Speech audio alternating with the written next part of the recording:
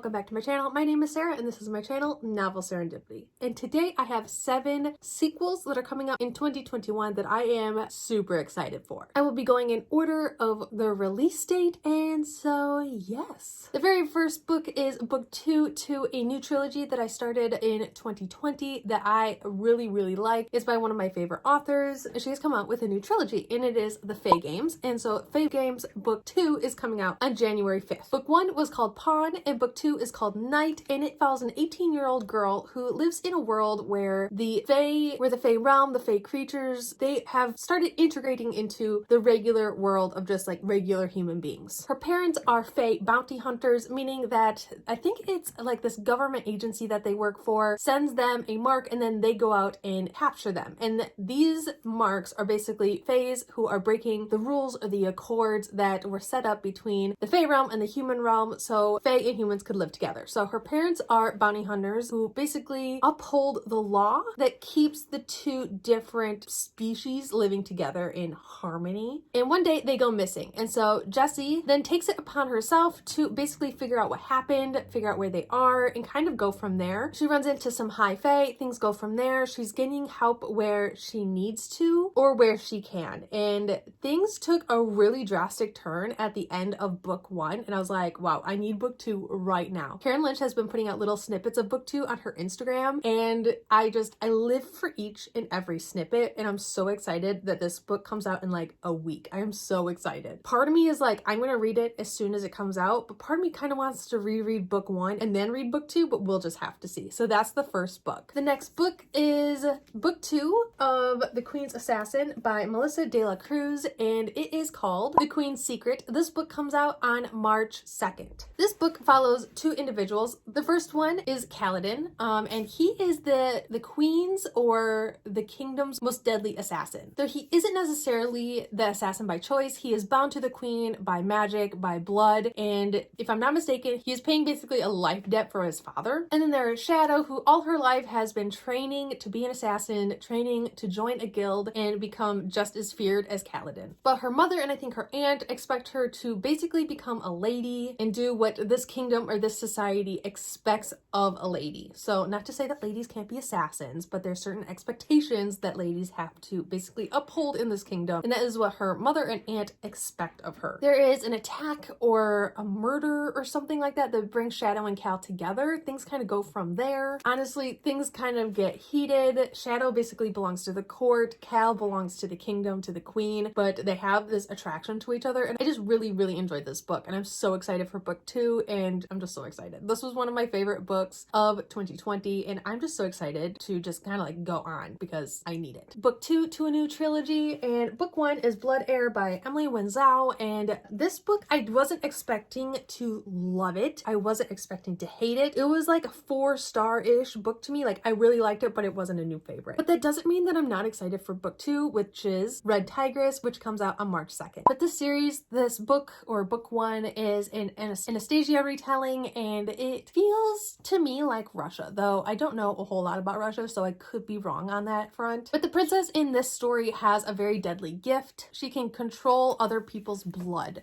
which means that she can control other people, other people's bodies. She just has this very deadly gift. And because of this, she is kind of kept in seclusion. She's kind of kept by herself. And when she is older, she is framed for her father's murder. Not good. Yes, I know. And she escapes and then is on the run. The other main character of this book would definitely be Dimitri, is Ransom. He is a con man. No one knows a lot about him except for the fact that he knows how to find people, he knows how to find things. Basically, if someone is in hiding, people go to him to track them down. So our princess goes to the con man. She makes a deal with him. Basically, she gets him out of prison, and he is then tasked with finding the man she believes has killed her father. He has no idea who she is, and the story kind of goes from there, evolves from there, and I felt like it was very beautiful. I did feel like at some parts, some aspects of the book, it was a little slower, and that's why I kind of bumped the star rating down. Parts of it, I felt like the pacing throughout the book wasn't quite aligned throughout the entire thing. Some parts felt choppy, some parts felt a little bit more rushed, where some just felt like they dragged on forever. But the story I felt was really beautiful. I thought it was very well done, and there is just a lot of aspects of this book that I just really enjoyed. So that is why I'm really excited for Red Tigress, which comes out, like I said, on March 2nd. Next, we have book 2 to The Bone Crier's Moon by Catherine Purdy, and it is The Bone Crier's Dawn, which comes out on March 30th. All of these books were like very much my books. I love these books when I read them this past year, and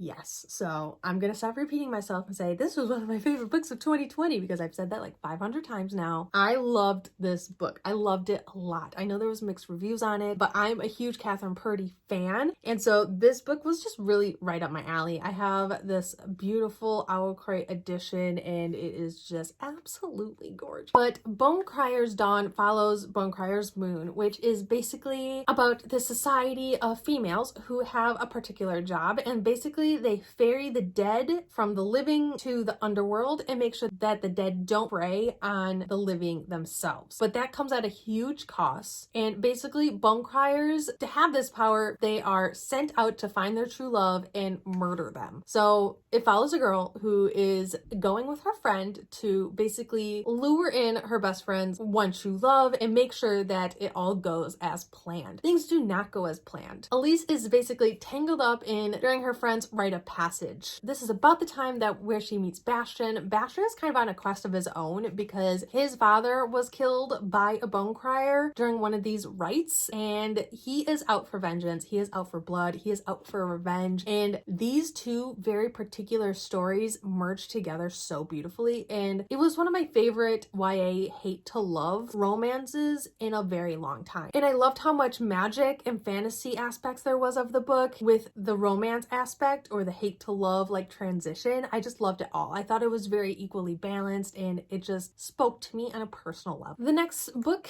is book 3 to a trilogy, the conclusion of a trilogy of Wicked Saints by Emily A. Duncan, and that is Blessed Monsters, which comes out on April 6th. I have not yet read Ruthless Gods. I am a big rereader, especially when I read a book and then the next book isn't yet out and there's like a time lapse in between books. I really just like to reread books. So now I really want to reread Wicked Saints and then read Ruthless Gods and then read Blessed Monsters. So like here we are. But basically I've talked about this book a lot. I have a vlog up of me reading this book. But Wicked Saints is basically about a girl who is living in this monastery, and things are not how she has been taught. There is an attack on the monastery. If I'm not mistaken, everyone is either killed or captured, and she is basically on the run. She runs into this boy and these basically sidekicks he's picked up along the way, and they are trying to make it to the kingdom in one piece. This book really plays a huge part on religion, what religion means, and teachings, and what is maybe truth, what maybe has been misconstrued throughout the years, and I really, really like how that played on each other throughout this book, and part of me just wants to wait until the third book comes out and then just binge all 3 books at once because I really liked book 1, and I have a feeling that this series is going to tear me apart. The next book is book 3 and the conclusion of a trilogy, and book 1 is Crown of Feathers by Nikki Paparetto. Book 2, Wings of Shadow, comes out on July 13th. This is another book that I've talked about quite a few times actually. I really, really love Crown of Feathers. I thought it was beautifully written. It has one of my favorite tropes in it where a female has to dress as a man to get what she wants because, you know, females are just looked down upon in our world, in fantasy worlds, in basically every world that's ever talked about. And so it is one of my favorite tropes where women are like, you know what? I'm not gonna let being a female keep me from getting the job done. I'll just be a man. Like, it's fine. But this follows 2 sisters, and they are descendants from Phoenix Riders, and Phoenixes aren't a thing anymore. Phoenix Riders aren't a thing anymore. And so it is a huge thing when one of the sisters runs into basically this very secret society of Phoenix Riders, except the thing is that they're male. Only males can ride Phoenixes, and not only in this story are the riders themselves, male and females, kind of pushed apart, but male and female Phoenixes are also treated particular ways. Like male Phoenixes are meant for flying and they are meant for matching with a male rider, where females are basically there to be bred. And so it plays not only on the human aspect of male versus female, but also the Phoenixes, males versus females, and kind of what that means in that society. There is a certain part of this book, I think it's about 35 to 40% in, where there's a major plot twist where people are like, you know what? I'm done. I am DNFing this book. This is horrible. I urge you to keep going if you were one of those readers, because this book is so beautiful. Things are righted in just such a beautiful and particular way that it feels magical. And so I urge you, stick with this book, read this book, finish this book. I love this book. The next book I'm really excited about is book 2,